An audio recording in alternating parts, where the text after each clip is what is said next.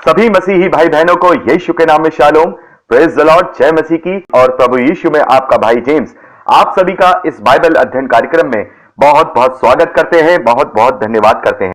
एक बार फिर से आप सभी का बहुत बहुत स्वागत है। हम अध्ययन कर रहे हैं मत्ती का सुसमाचार, उसका 26वां अध्याय, और उसके हमने 30वें वचन तक अध्ययन कर लिया। अब समय है कि हम 31वें वचन से आगे पढ़ें। तो हम यहां देखते हैं कि प्रभु यीशु अपने चेलों से कहते हैं कि तुम सब आज ही रात को मेरे विषय में ठोकर खाओगे, क्योंकि लिखा है मैं चरवाहे को मारूंगा और झुंड को तितर बितर करूंगा। यानी झुंड की भेड़ें तितर बितर हो जाएंगी। और यही भविष्यवाणी जकरिया नबी ने भी प्रभु यीशु मसीह के विषय में की थी। जब हम जकरिया नबी उसके 13वें अध्याय और उसके 7वें वचन को पढ़ते हैं तो ये बात हम वहां जान सकते हैं। और प्रभु यीशु मसीह ने इसी वचन को यहां अपने चेलों को कोट करके कहा है कि आज रात को जब मैं पकड़वाया जाऊंगा तो तुम सब क्या करोगे, मुझे छोड़ करके अकेला चले जाओगे। अपनी मृत्यु के खौफ से, अपने डर के तुम मेरा साथ छोड़ दोगे। मेरे सारे चेले तितर बितर हो जाएंगे और तुम आज रात मेरे विषय में मेरे साथ ना देने के बजाय ठोकर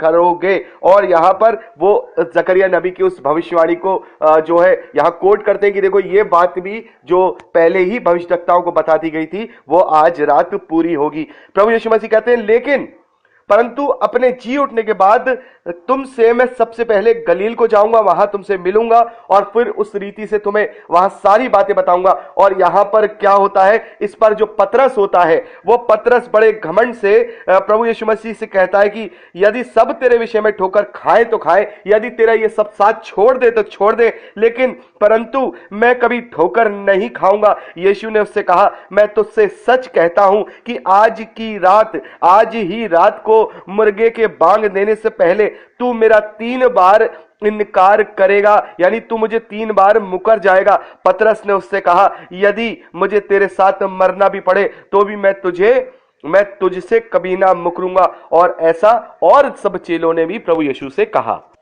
तो यहां हम क्या देखते हैं कि प्रभु यीशु मसीह कह रहे हैं कि भाई ये ऐसा लिखा है भविष्यवाणी की पुस्तकों, माफ कीजिएगा, भविष्यवक्ताओं ने अपनी पुस्तकों में कि उसके जो भेड़े हैं वो तितर बितर हो जाएंगी, चरवाहे को मार दिया जाएगा। और तू कहता है कि तू मेरा साथ देगा, तू मेरे लिए मरने के लिए भी तैयार है। लेकिन हे पतरस मैं तुझसे कहता हूं कि तू आज रात को ही मुर्गे के 3 बार बांग देने से पहले ही मेरा 3 बार, माफ कीजिएगा, मुर्गे के बांग देने से पहले ही तू मेरा 3 बार इनकार कर देगा। तो पतरस कहता मैं नहीं करूंगा। खैर और सारे चेले भी ये कहते। लेकिन हम ये देखते हैं जब आगे हम इसका भी अध्ययन करेंगे तो ये बात हम देखेंगे कि वाकई में ही पतरस हो, चाहे उसके और भी चेले हो या उसके साथ जो हजारों की भीड़ चला करती थी, वो सब अपने अपने उस रोमी साम्राज्य के उन प्रधान पुरनियों के डर के वजह से क्या कर गए, प्रभु को छोड़कर चले गए और प्रभु यीशु मसीह को अकेला छोड़ दिया। वो देखिए कितना, एक बार हम ये देखेंगे कि यहां अपने चेलों को यहां पर अभी प्रभु यीशु मसीह के साथ रहे, उसके आश्चर्य कर्मों को देखे, उसकी सारी बातों को, उसकी सारी शिक्षाओं को जाना, लेकिन अभी भी उनके अंदर हिम्मत नहीं है, अभी भी उनके अंदर ताकत नहीं है, अभी भी सही मायने में उन्होंने अपना क्रूस प्रभु के पीछे नहीं उठाया है। बड़ी बड़ी बातें तो कर रहे हैं। पतरस कितनी बड़ी बड़ी बातें कर रहा है। पतरस कह रहा है कि नहीं मैं नहीं करूंगा, ये सब कर दे तो कर दे। लेकिन प्रभु कहते हैं अरे तू ही मेरा सबसे बड़ा 3 बार इनकार करेगा। भाई सुबह होने से पहले मुर्गा जब तक बांग देगा उससे पहले ही तो मेरा 3 बार इनकार कर चुका होगा। लेकिन यहां पर उनका हम चेलों का कैरेक्टर देखते हैं तो एक तरह से हम देखते हैं कि चेले जो हैं घबरा जाते हैं, अपनी मृत्यु से घबरा जाते हैं। चेले बड़े अपनी कायरता की वहां पर एक अपना कैरेक्टर दिखाते हैं कि वो डर जाते हैं अपनी मृत्यु से। कैसे, क्यों? अभी ऐसे जब वो प्रभु के साथ रहे फिर भी प्रभु यीशु मसीह उनसे कहते रहे कि मत डरो मैं तुम्हारे साथ हूं। और जबकि प्रभु यीशु मसीह कह रहे हैं कि ये तो होना है, मैं पकड़वाया जाऊंगा, मैं तुमसे गलील में जाके मिलूंगा, जब मेरा पुनरुत्थान हो जाएगा मैं जी उठूंगा, वो सब बातें देख रहे हैं। लेकिन उसके बाद भी वो घबरा जाते हैं और वो डर जाते हैं। क्यों? उसके बाद का जो कैरेक्टर जब हम देखते हैं, प्रभु यीशु मसीह का पुनरुत्थान हो जाता है, जब हम प्रेरितों के कार्य में उनका कैरेक्टर देखते हैं, उन सभी चेलों का कैरेक्टर देखते हैं, तो अचानक से वो सारे जो चेले हैं वो ताकतवर हो जाते हैं, उन्हें अपनी मृत्यु का खौफ नहीं रहता, उन्हें हर एक चीज से लड़ने की सामर्थ्य आ जाती है, वो अपने ऊपर उत्पीड़न भी झेलने के लिए तैयार हो जाते हैं। और जब हम प्रेरितों के कार्य में देखते हैं तो उनको बहुत उत्पीड़न दिया गया, और हम हिस्ट्री में देखते हैं तो जो पतरस है उसको भी क्रूसीफाई किया गया, और जितने भी चेले हैं, एक यूहन्ना जो उनका चेला है प्रभु यीशु मसीह का, उसको छोड़ के सारे चेले जो है शहीद किए गए, मार दिए गए, पथरवा कर दिए गए। सबने परमेश्वर के लिए, प्रभु यीशु मसीह के प्रचार के लिए अपने जीवन को न्यौछावर कर दिया। लेकिन यही चेले आज प्रभु यीशु मसीह के साथ हैं, और ये उसको जब पकड़वा दिया जाएगा तो उसको छोड़ के चले जाएंगे। कितने कायर चेले हैं इस वक्त। लेकिन जब पवित्र आत्मा उनके सामने आया, जब पवित्र आत्मा की सामर्थ उन पर हुई, जब पवित्र आत्मा ने उनको अपना अभिषेक किया, जब प्रभु यीशु मसीह ने अपने सत्यता उनके अंदर प्रवेश करा दी, तब अचानक से उनके अंदर ताकत और सामर्थ आ गया। तो यानी कि प्रभु यीशु मसीह को जब हम ग्रहण करते हैं, प्रभु यीशु मसीह को जब हम अंगीकार करते हैं, तो हमारे अंदर उस आत्मिक जीवन को जीने की चाहत आ जाती है, और तब हम पवित्र आत्मा के अधीन हो जाते हैं। और पवित्र आत्मा के अधीन होने के साथ ही हम अपने जीवन को फिर संसारिक रीति से नहीं वरना आत्मिक रीति से जीने लगते हैं, और इस संसार की चीजों से हमें डर नहीं लगता है। जैसे यहां चेले, अभी उन पर आत्मा नहीं है, वो आत्मा के अधीन नहीं है, वो केवल अभी सीख रहे हैं। लेकिन जब पेंटकुस्त के दिन उनके ऊपर आत्मा उतरता है, प्रभु यीशु मसीह ने आत्मा देते हैं, तब वो अचानक से सामर्थ्य हो जाते हैं, क्योंकि अब उनका जीना इस शरीर के द्वारा नहीं होता, वरना उनका जीना आत्मिक रीति से हो जाता है, और वो उस स्वर्ग के राज्य को समझ लेते हैं और अपने जीवन को उसी रीति से जीते हैं। तो वो निर्भय जीवन जीते हैं, अपने शरीर की कोई परवाह नहीं करते, इस संसारिक जो चीजें हैं, जो आशीष हैं, उनकी परवाह नहीं करते। उनके पास केवल एक ही काम था, प्रभु का प्रचार करना, प्रभु के प्रचार करना, प्रभु के लिए उत्पीड़न होना, प्रभु के लिए मार खाना, प्रभु के लिए कोड़े खाना, प्रभु का प्रचार करना। केवल उनके पास अपने जीवन में यही कार्य था। और प्रेरित पौलुस के विषय में देखते हैं, प्रेरित पौलुस कहते हैं, मेरे लिए जीना मसीह और मर जाना लाभ है। यानी कि जब तक मैं जीऊंगा, मैं मसीह में जीऊंगा और मसीह की बातों के लिए जीऊंगा, लेकिन जब मुझे मृत्यु आ जाएगी तो ये मेरे लिए उससे भी बड़ा लाभ है, क्योंकि तब मैं अपने प्रभु यीशु मसीह से, मैं उनसे बादलों में मिलूंगा। तो यहां पर हम इस पैसेज से एक बात सीखते हैं कि जब तक हम अपने आप को आत्मिक रीति में नहीं लाते हैं, तब तक हमें इस दुनिया की चिंताएं, इस दुनिया के फिक्र, इस दुनिया की परेशानियां, इस दुनिया के डर सताते रहते हैं। लेकिन एक बार जब हम सच्चे अंगीकार के साथ सच्चाई को जान करके उस आत्मिक जीवन को जीने लगते हैं, पवित्र आत्मा के अधीनता में आ जाते हैं, तब हमें फिर किसी भी चीज से डर नहीं लगता, और हम अपना जीवन बिल्कुल बेपरवाह होकर के, निर्भय होकर के, और पूरी दृढ़ता के साथ और पूरी निर्भयता के साथ जीते हैं। जैसे वो चेले पहले अभी प्रभु का इनकार कर देंगे, जैसा कि लिखा भी और वो कर दिया था, और वो चेले अचानक से प्रभु की सच्चाई जान के उसके आत्मा को ग्रहण करके वो निर्भय बन गए, वो समझदार बन गए, वो जो है किसी भी चीज से डरने वाले नहीं थे, उन्हें अब अपनी मृत्यु का भी खौफ नहीं था। और उसी की रीति के अनुसार उन्हें बहुत ही बुरी तरह से उनको शहीद किया गया, किसी को पथरवा करके शहीद किया गया। थॉमस को तो उसके 4 टुकड़े कर दिए गए थे। हम देखते हैं भारत में एक कहानी प्रचलित है, इसका कोई खैर हिस्टोरिकल प्रूफ नहीं है, लेकिन ये जो चली आ रही है कि जो यहां पर जब जो थॉमस थे वो इंडिया आए थे, यहां पर उनको 4 सिरों से 4 घोड़ों से खिंचवा दिया गया था। देखिए कैसे चिर गया होगा उनका शरीर, कैसी तकलीफ हुई होगी। पतरस को उल्टा लटका दिया, लोगों को, स्टीफन जो थे उन्हें पथरवा करके मार दिया गया, और किसी की गर्दन को धड़ से अलग कर दिया गया। ये सारी चीजें हुई। तो पवित्र आत्मा की आधीनता हमें निर्भय जीवन देता है। पवित्र आत्मा की आधीनता हमें एक अपना क्रूस उठाने की शक्ति और प्रेरणा और ताकत देता है। तो यही चीज हम यहां पर इस पैसेज से सीखते हैं। तो यहां पर अब हम क्या देखते हैं कि यहां पर जब वो चेलों से बात कर चुका होता है, तो प्रभु यीशु मसीह अपने चेलों के साथ गतसमनी नामक एक स्थान में जाते हैं। देखिए 36वें वचन से हम पढ़ रहे हैं, यहां पर गतसमनी का एक बाग है। यहां पर प्रभु यीशु मसीह जो है परमेश्वर से, अपने पिता से प्रार्थना करते हैं, जो वो कटोरा जो वो पीने पे है, जो तकलीफ वो झेलने पर है, उसके विषय में वो वहां प्रार्थना करते हैं। और मैं चाहूंगा कि आप इसको पढ़ लीजिए, और आशा है आपने पढ़ भी लिया होगा इसको 36वें वचन से लेकर 46वें वचन तक। तो यहां पर क्या होता है, उस गतसमनी के बाग में प्रभु यीशु मसीह अपने चेलों के साथ आते हैं और अपने चेलों से कहते हैं कि तुम यहीं बैठे रहो जब तक मैं जाकर प्रार्थना करूं। वह पतरस और जब्दी के दोनों पुत्रों को अपने साथ ले गया और उदास और व्याकुल होने लगा। तब उसने उनसे कहा, मेरा जी बहुत उदास है, यहाँ तक कि मेरा प्राण निकला जा रहा है। तुम यहीं ठहरो और मेरे साथ जागते रहो। फिर वह थोड़ी और आगे बढ़कर मुंह के बिल गिरा और ये प्रार्थना की, हे मेरे पिता, यदि हो सके तो ये कटोरा मुझसे टल जाए, तो भी जैसा मैं चाहता हूं वैसा नहीं, परंतु जैसा तू चाहता है वैसा ही हो। फिर उसने अपने चेलों के पास आकर उन्हें सोते पाया और पतरस से कहा, क्या तुम मेरे साथ एक घड़ी भी ना जाग सके? तो यहां पर हम देखते हैं कि गतसमनी में प्रभु यीशु मसीह प्रार्थना करते हैं, अपने पिता से प्रार्थना करते हैं कि हो सके तो ये जो तकलीफ है, हो सके तो ये कटोरा है, ये थोड़ी देर के लिए टल जाए।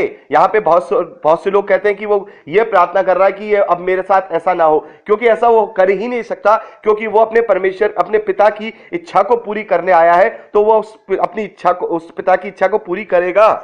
तो यहां पर वो थोड़ी देर के लिए टलने की बात कर रहा है। तो यहां बहुत सारी वजहें हो सकती हैं कि वो टलने की बात कर रहा है, लेकिन यहां प्रभु यीशु मसीह फिर भी ये बात कह रहे हैं कि मेरी इच्छा जो है मेरी आपसे है कि थोड़ी देर के लिए इसे और लंबा कर दे, थोड़ी देर और मैं अपने चेलों के साथ रहूं। ये अभी परिपक्व नहीं है, मैं इनको और सिखाऊं और चेले बना लूं, तो थोड़ा समय और दे दे, लेकिन फिर भी मैं जो कह रहा हूं हे पिता, वो पूरा ना हो बल्कि तेरी ही इच्छा पूरी हो। तो यहां पर हम देखते हैं कि प्रभु यीशु मसीह ने भी अपनी इच्छा को, जो संसारिक शरीर में है, वो एक साधारण मनुष्य भी है और वो परमेश्वर भी है, तो वो वहां पर अपनी इच्छा को नहीं वरन परमेश्वर की इच्छा को ही अपने ऊपर क्या कर रहे हैं, हावी कर रहे हैं। और यही इस बात को मुझे और आपको दर्शाता है कि भले ही कितनी भी तकलीफें और भले ही कितनी भी परेशानियां हमें जीवन में झेलने को मिल रही हैं, तो हो सकता है कि उसमें दो तरीके की परेशानियां होती हैं। पहली परेशानियां और परीक्षाएं जो होती हैं वो शैतान की होती हैं। जब वो आपको परमेश्वर में बढ़ता हुआ देखता है, तब वो आपके लिए क्या करता है,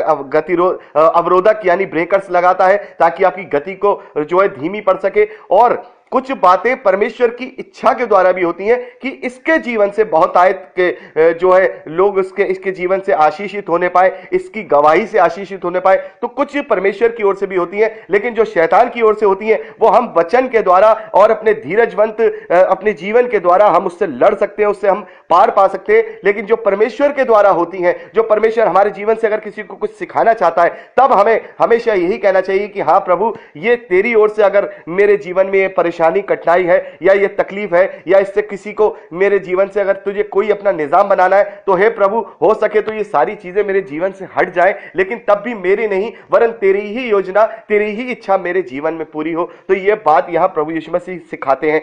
तो यहां पर एक और जो बात निकल के आती है, बहुत से लोग कहते हैं कि आप लोग प्रभु यीशु मसीह को तो परमेश्वर कहते हैं कि वो परमेश्वर का वचन है, लेकिन यहां पर तो खुद वो अगर परमेश्वर है तो फिर वो कौन से परमेश्वर से प्रार्थना कर रहा है? देखिए, बहुत बड़ा प्रश्न है और मुझे और आपको इस सवाल का जवाब आना चाहिए, ताकि हम लोगों को बता सकें कि यहां पर प्रभु यीशु मसीह किससे प्रार्थना कर रहे हैं और क्यों प्रार्थना कर रहे हैं। तो वो ये कहते हैं कि अगर प्रभु यीशु मसीह परमेश्वर है, तो फिर वो किससे प्रार्थना कर रहा है, वो क्यों घबरा रहा है? उससे तो सारी चीजें, वो क्यों कह रहा है कि मेरी इच्छा नहीं तेरी इच्छा पूरी हो? वो घबरा रहा है, उसका पसीना मानो लहू की तरह गिर रहा है और सारी चीजें, सब कुछ है।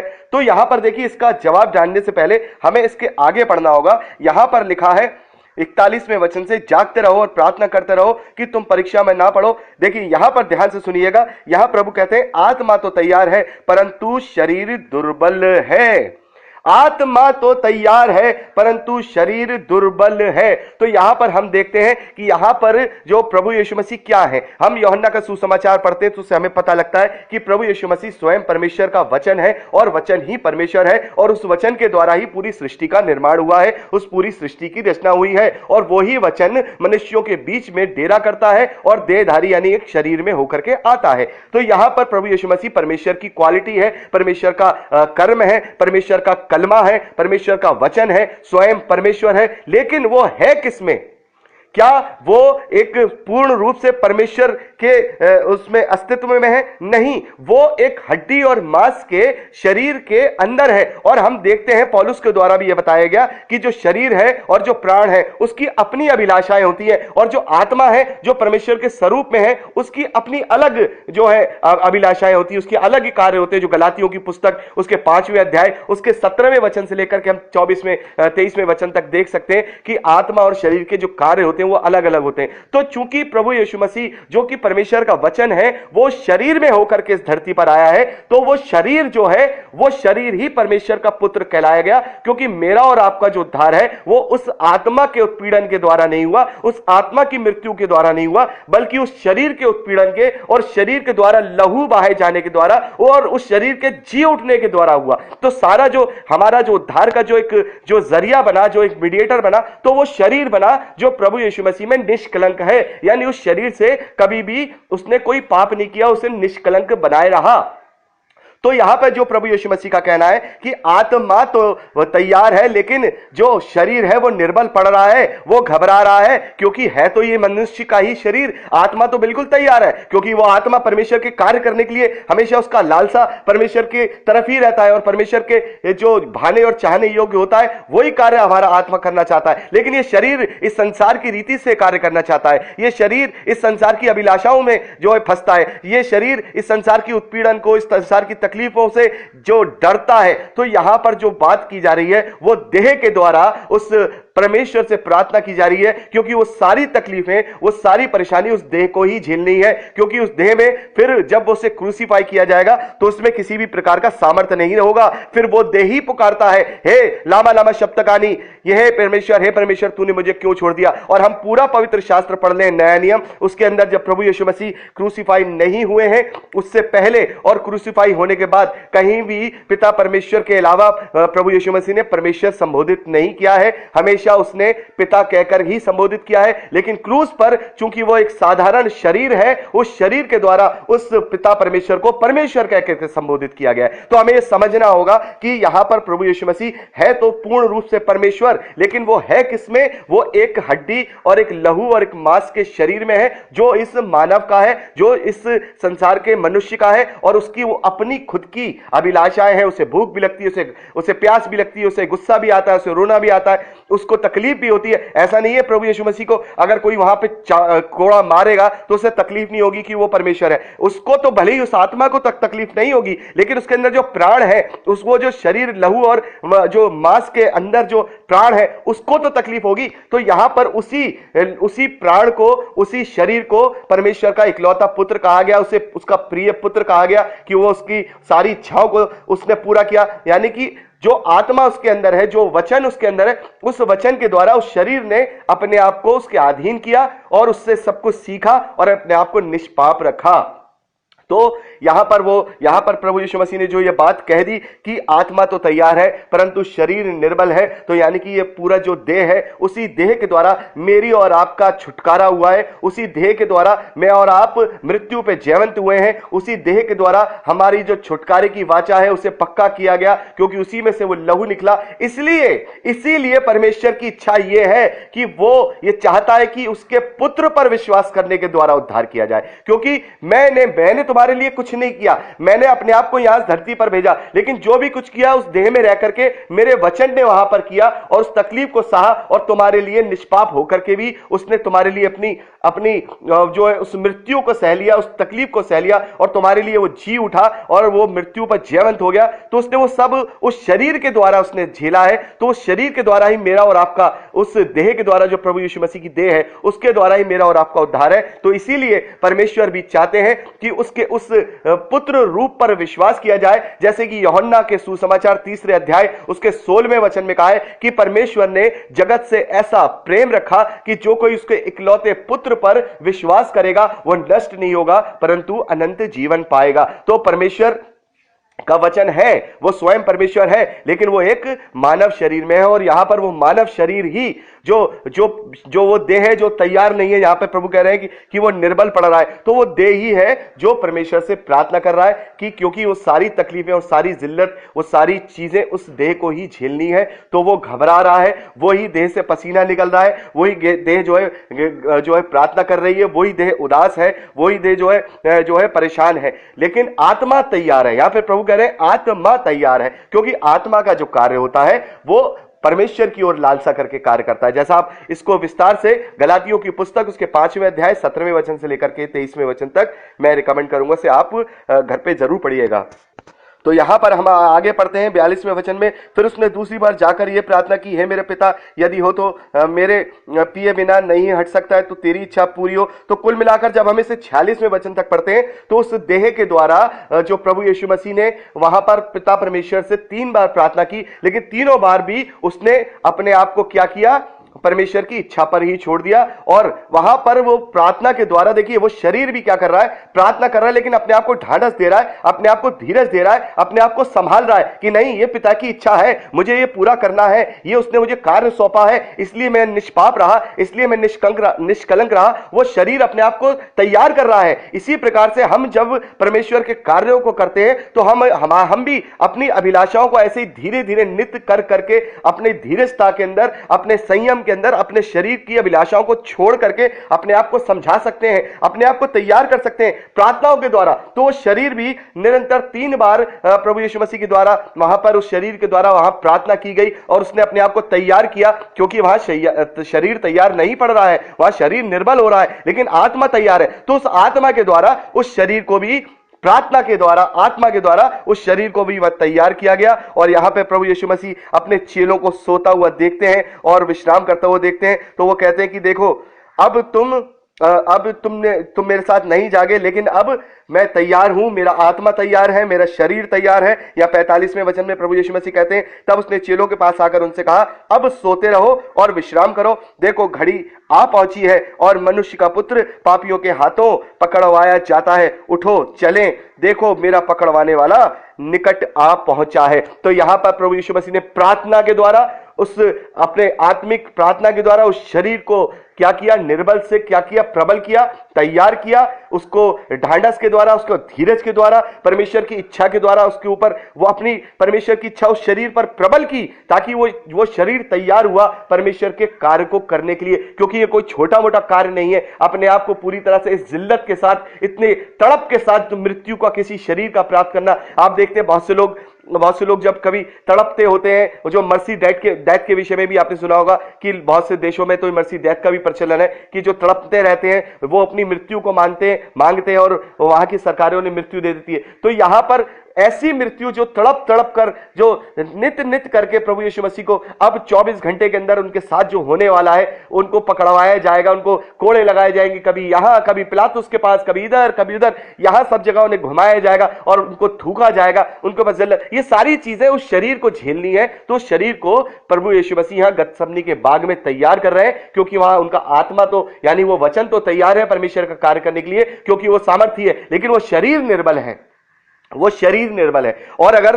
वो शरीर निर्बल नहीं होता और वो शरीर भी परमेश्वर की तरह ही सामर्थ्य होता, तो फिर कौन सा इस दुनिया में मनुष्य है जो परमेश्वर को मार सकता था? क्योंकि वो तो मारा गया, माफ कीजिए, वो मर गया, हमारे लिए खुद मर गया। तो वो जब मरा है तो वो शरीर मरा है, आत्मा नहीं मरा है। तो शरीर जब मरा है तो वो निर्बल है, इसलिए तो वो मरा, क्योंकि शरीर परमेश्वर नहीं है, लेकिन उसके अंदर जो उसका जो परमेश्वर का वचन है वो परमेश्वर है।